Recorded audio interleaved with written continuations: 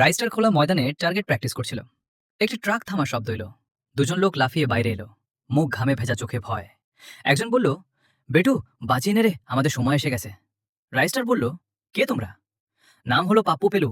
আমরা ঝগড়া করি না, সরাসরি মারি। কিন্তু কাল আমরা একটি গ্রাম লুট করতে গিয়েছিলাম।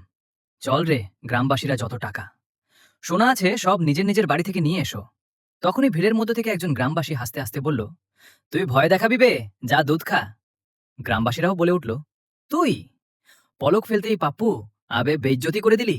তলোয়ার ঘোরালো আর সেই গ্রামবাসীর মাথা কেটে দিল।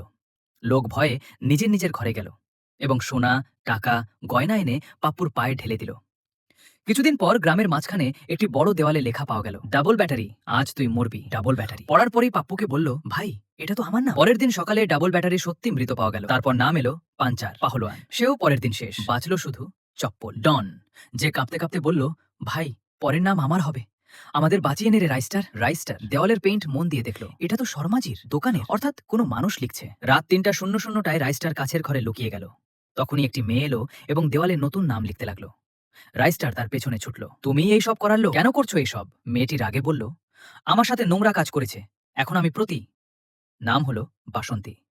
এই গুন্ডারা রক্ত টকবক করে উঠল।